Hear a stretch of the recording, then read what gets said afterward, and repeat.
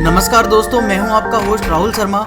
हमारे YouTube channel Sikar cell पर आपका स्वागत है। इस वीडियो में हम डिस्कस करेंगे आरएएस एग्जाम में पूछी गई अभी तक की सभी प्रशासनिक शब्दावलियां। चूंकि ये लास्ट ईयर्स में पूछी जा चुकी हैं, तो सबऑर्डिनेट सर्विसेज के जो एग्जाम आने वाले कुछ मंथ्स में होने वाले हैं, जैसे कि एसआई, पटवार, आरओ, एआरओ एटसेट्रा, उनमें आपको फ्री के 3 to 5 मार्क्स दिला सकती है। ये इस सीरीज का पार्ट 1 है। आगे आने वाली वीडियोस में मैं आपके लिए अन्य एग्जाम में पूछी गई एडमिनिस्ट्रेटिव वोकैब लेके आऊँगा। इसलिए चैनल को अभी सब्सक्राइब कर लें और बेल आइकन को भी प्रेस कर लें, जिससे आपको मिलेंगे हमारी वीडियोस के नोटिफिकेशन सबसे पहले। शुरुआत करते हैं आज के वीडियो की आरएएस 1996 में पूछी गई एडमिनिस्ट्रेटिव वोकैब के साथ। पहला शब्द है एक्सोनरेट। इसका मतलब होता है दोष मुक्त करना या माफ़ी देना। इसको सेंटेंस में कैसे यूज़ किया गया है देखते हैं।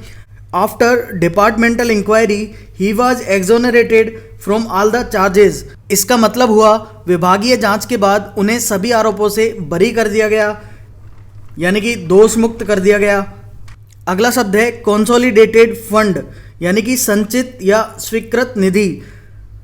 इन the detailed letter of consolidated fund you may get lots of information.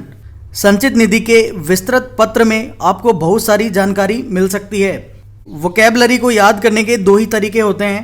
पहला तरीका तो है कि आप उसको सेंटेंस में यूज़ करें, जैसे कि मैंने यहाँ पर सेंटेंस दिए हैं, ऐसे ही आप भी सेंटेंस बनाएं या फिर ढूंढें। दूसरा तरीका है कि आप इनको ज्यों की त्यों बार बार पढ़ें। बार बार पढ़ने से ये होगा कि ये आपके सबकॉन्शियस माइंड में ज्यों की त्यों बैठ जाएगी, उससे कि एग्ज़ाम में आपको बहुत मदद मिलेगी और आपके क्वेश्चंस गलत नहीं होंगे। लेकिन उसके लिए आपको इन्हें बार बार पढ़ना पड़ेगा। अगला शब्द है इंसिन्यूएशन। इसका हिंदी में मतलब होता है वक्रोक्ति, परोक्ष संकेत, कटाक्ष या आक्षेप लगाना। It is not good to make insinuations about somebody's honesty. आजकल यही चल रहा है। हम ट्विटर पे या न्यूज़ में देखते हैं कि लोग एक दूसरे पर कटाक्ष करते रहते हैं। इस सेंटेंस का हिंदी में मतलब हुआ किसी की ईमानदारी के बारे में आक्षेप करना अच्छी बात नहीं है। अगला शब्द है डेलिमिनेशन। इसका मतलब होता है परिसीमन या सीमांकन। The work of delimitation of the municipal area is in progress. नगर पालिका क्षेत्र के परिसीमन का कार्य प्रगति पर है, यानी कि नगर पालिका क्षेत्र की सीमा निर्धारित की जा रही है। सीमा निर्धारित करने को ही हम बोल रहे हैं डेलिमिनेशन। दूसरा, अगर कोई सेंटेंस बनाए तो हम ऐसे बना सकते हैं कि delimitation work of playground is in process, यानी कि खेल के मैदान की सीमा का निर्धारण किया जा रहा है। अगला शब्द है एजुकेशन क्वालिफिकेशन। इसका मतलब होता है शैक्षणिक योग्यता। आप सभी जानते हैं हर एग्जाम में आपकी शैक्षणिक योग्यता आपसे पूछी जाती है। Teachers in 8 schools do not have the education qualification required for the job. 8 स्कूलों में शिक्षकों के पास नौकरी के लिए आवश्यक शैक्षणिक योग्यता नहीं है। अगला शब्द है कवरिंग लेटर। इसका मतलब होता है सहपत्र या आवरण पत्र। The covering letter bore the vital information about the deal. सहपत्र या आवरण पत्र में सौदे के बारे में महत्वपूर्ण जानकारी थी। अगला शब्द है अथोराइज। इसका मतलब होता है प्राधिकृत करना या अधिकृत करना। The drawing and distributing officer has been authorized to draw the pay of employees. आहरण एवं संवितरण अधिकारी को कर्मचारियों का वेतन आहरित करने के लिए अधिकृत किया गया। ड्रॉ का मतलब भी यहाँ पे पूछा जा सकता है। इसका अगर शुद्ध हिंदी में मतलब निकाले तो ये होता है आहरित। अगला शब्द है एग्रेरियन। इसका मतलब होता है कृषि संबंधी। NCP chief Sharad Pawar sought PM's urgent intervention in the wake of crop damage and rising agrarian crisis in the state। NCP chief Sharad Pawar ने राज्य में फसल के नुकसान और बढ़ते हुए कृषि संकट के मद्देनजर पीएम से तत्काल हस्तक्षेप की मांग की। एग्रेरियन क्राइसिस को यहाँ पर बोला गया है कृषि संकट।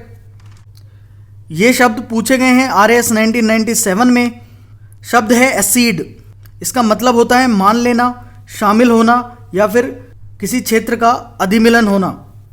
पहला सेंटेंस है इसके लिए the member acceded to demands for his resignation, यानी कि सदस्य ने अपने इस्तीफे की मांगों को स्वीकार कर लिया। दूसरा सेंटेंस है most of the Indian states acceded to Indian dominion, यानी कि अधिकांश भारतीय राज्य भारतीय डोमिनियन में शामिल हो गए, यानी कि उनका हो गया अधिमिलन भारतीय डोमिनियन में। अगला शब्द है अक्रू। इसका मतलब होता है प्राप्त करना, संचित होना, जमा होना या फिर प्रोद्युत होना। अब हम इससे बने सेंटेंस देखते हैं। पहला सेंटेंस है a large scale economic benefit accrues to our country from tourism.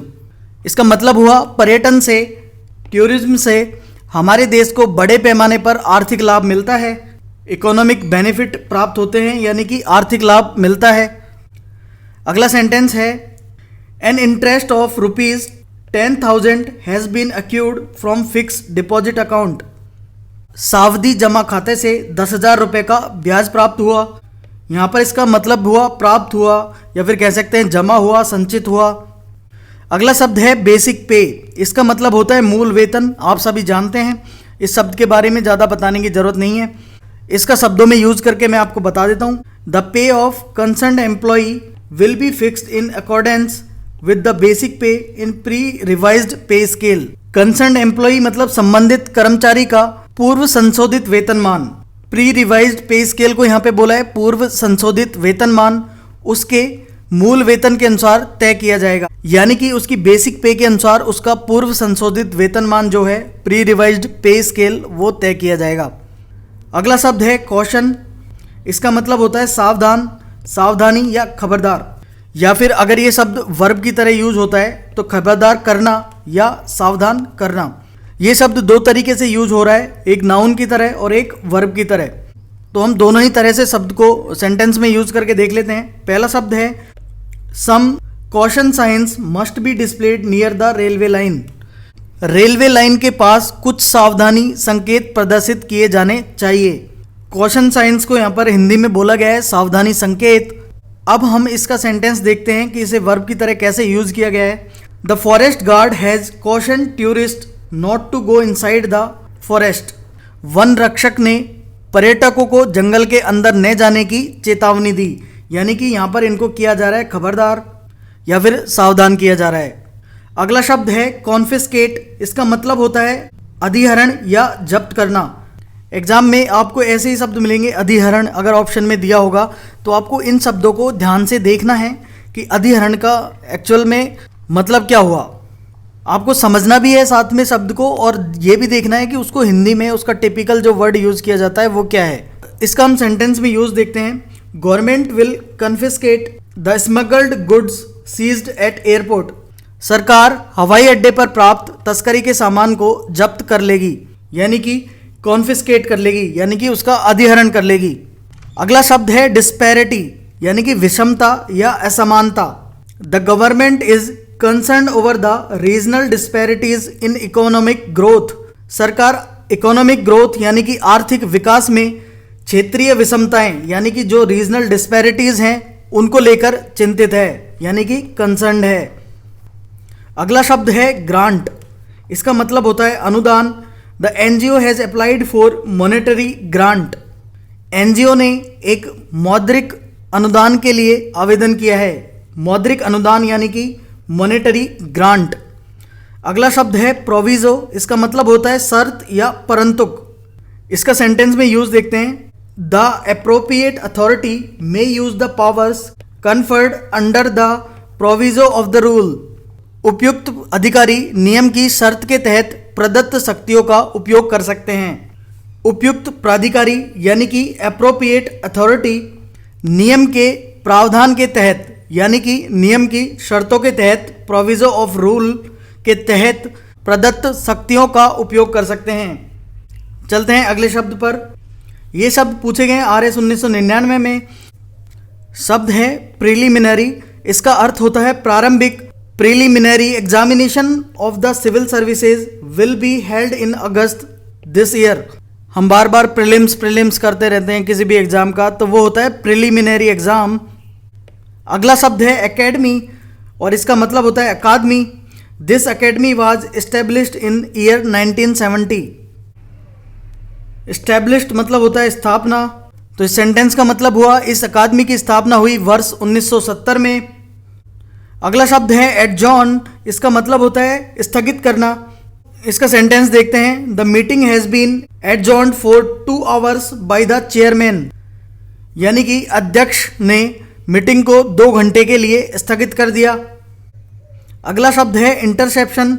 इसका मतलब होता है रोक लेना, अंतर या अवरोध पैदा करना, अंतर ग्रहण करना। ऐसे ही शब्द आपको एग्जाम में कहीं दिया होगा, ऐसे शब्दों को गौर से देखना है। अगर ये कुछ अलग दिख रहा है तो इसको बिल्कुल याद करना है आपको बार बार देखते हुए।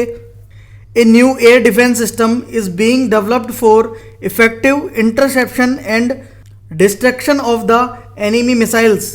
दुश्मन मिसाइलों के प्रभावी अवरोधन यानी कि इफेक्टिव इंटरसेप्शन के लिए और विनाश के लिए एक नई वायु रक्षा प्रणाली विकसित की जा रही है, यानी कि न्यू एयर डिफेंस सिस्टम। अगला शब्द है मेंटेनेंस। इसका मतलब होता है रखरखाव, अनुदान या भत्ता। He has to pay maintenance to his ex wife. उसे अपनी पूर्व पत्नी को भरण पोषण देना होता है, यानी कि मेंटेनेंस देना होता है, जिसका मतलब हुआ अनुदान या भत्ता देना होता है। अगला शब्द है पिटीशन। इसका मतलब होता है याचिका।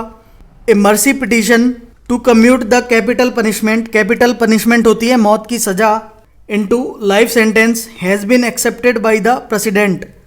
मौत की सजा को उम्र कैद में बदलने के लिए एक दया याचिका को राष्ट्रपति ने स्वीकार कर लिया है। अगला शब्द है फंडामेंटल। ये भी 2 तरीके से यूज होता है। एक यूज होता है नाउन की तरह, जिसका मतलब होता है मूलभूत तत्व या बुनियादी तत्व, और दूसरा होता है एडजेक्टिव की तरह। उसका मतलब है मूलभूत या बुनियादी या मौलिक, आधारभूत। नाउन की तरह कैसे यूज किया जाता है ये देखते हैं। The trainees has been taught the fundamental of the job. Trainee यानी कि जो प्रशिक्षु हैं उनको नौकरी की मूलभूत बातें यानी कि फंडामेंटल जो तत्व हैं वो सिखाए गए। अब देखते हैं इसको एडजेक्टिव की तरह कैसे यूज करते हैं। A fundamental change in the education system is required. शिक्षा प्रणाली में फंडामेंटल चेंज यानी कि मूलभूत बदलाव की आवश्यकता है। अगला शब्द है रिकरिंग। इसका मतलब होता है आवर्ती। Every order sanctioning a grant shall indicate whether it is recurring और नॉन रिकरिंग। ग्रांट मतलब अनुदान स्वीकृत करने वाला प्रत्येक आदेश यह इंगित करेगा, इंडिकेट करेगा कि यह आवर्ती है या फिर अनावर्ती। चलते हैं अगले शब्द पर। ये शब्द पूछे गए थे RS 2001 में। शब्द है एंडोर्स। इसका मतलब होता है पीछे हस्ताक्षर करना या समर्थन करना। इसका सेंटेंस में यूज देखते हैं। The payee of the cheque must endorse it, यानी कि जो चेक का प्राप्त करता है उसको इसका समर्थन करना चाहिए, एंडोर्स करना चाहिए। दूसरा है members of all political parties endorsed A ban on tobacco products. राजनीतिक दलों के सदस्यों ने तंबाकू उत्पादों पर प्रतिबंध का समर्थन किया, यानी कि एंडोर्स किया उसे। अगला शब्द है अबेटमेंट। इसका मतलब होता है कमी या छूट या उपशमन। ये इंपॉर्टेंट है। सेंटेंस में प्रयोग देखते हैं। The proposal for abatement of the rent of government accommodations is under consideration, यानी कि सरकारी आवास के किराए की कमी यानी कि अबेटमेंट का प्रस्ताव विचाराधीन है। अगला सेंटेंस है tax on passenger transport is collected at 12.36% with an abatement of 60%। यात्री परिवहन पर 60% की छूट के साथ 12.36% की दर से कर वसूल किया जाता है। यहाँ पर जो अबेटमेंट है, जो छूट की तरह है, वो होती है 60% और उपशमन का मतलब भी हुआ छूट। चलते हैं अगले शब्द पर। अगला शब्द है एनुअल। आप सभी जानते हैं एनुअल फंक्शन होता है। एनुअल कोई प्रोग्राम हो सकते हैं, एनुअल डे सेलिब्रेशन हो सकता है। The official may fill in the column of self appraisal in the annual performance report. अधिकारी वार्षिक प्रदर्शन रिपोर्ट में स्वयं मूल्यांकन यानी कि सेल्फ अप्राइजल के कॉलम को भर सकते हैं। अगला शब्द है कैडर। इसे बोला जाता है कैडर या फिर कार्डर या संवर्ग। ये याद रखना है। The proposal for restructuring of cadre is under consideration. Cadre यानी संवर्ग के पुनर्गठन का प्रस्ताव, यानी कि रीस्ट्रक्चरिंग का जो प्रस्ताव दिया है वो विचाराधीन है, यानी कि अंडर कंसिडरेशन है।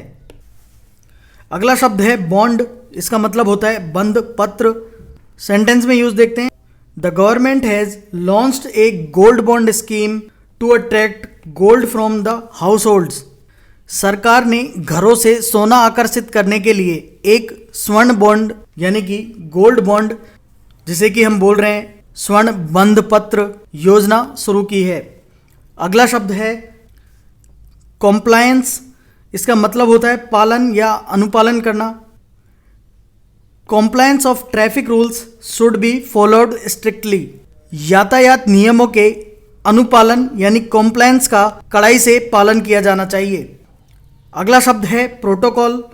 इसके मतलब होते हैं नयाचार या संदेशाचार। सेंटेंस में यूज देखते हैं। पहला सेंटेंस है while addressing communication to the members of parliament proper protocol conforming to their position should be observed.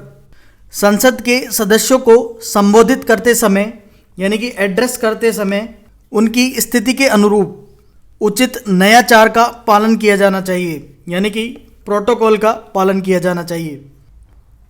अगला सेंटेंस है the officer handling the work of JCM/वेलफेयर will also look after the work relating to protocol in the ministry. JCM या कल्याण का कार्य संभालने वाला अधिकारी मंत्रालय में संदेशाचार से संबंधित कार्य भी देखेगा। जो प्रोटोकॉल से रिलेटेड यानी कि जो संदेशाचार होंगे उनसे रिलेटेड कार्य होगा वो भी वही देखेगा। अगला शब्द है रिम्बर्स। इसका मतलब है प्रतिपूर्ति करना या अदा करना। Entire amount shall be reimbursed as per entitlement. पूरी राशि यानी कि एंटायर अमाउंट की प्रतिपूर्ति यानी कि रिम्बर्समेंट पात्रता के अनुसार की जाएगी, यानी कि एंटाइटलमेंट के अनुसार उसका रिम्बर्समेंट किया जाएगा। तो ये था हमारा आज का वीडियो। उम्मीद करता हूँ आप सभी को पसंद आया होगा। इसे याद करने के लिए आपको या तो नोट्स बनाने होंगे जिससे कि आपको एक बार राइटिंग में भी प्रैक्टिस हो जाए, या फिर आप वीडियो को बार बार रिपीट करके देख सकते हैं। और ऐसे वोकैब्स को तैयार करने का यही एक तरीका है। मैंने भी ऐसे ही किया था, आप भी ऐसे ही करें। मिलते हैं नेक्स्ट वीडियो में। वीडियो को लाइक शेयर करने के साथ साथ चैनल को सब्सक्राइब करना बिल्कुल ना भूलें।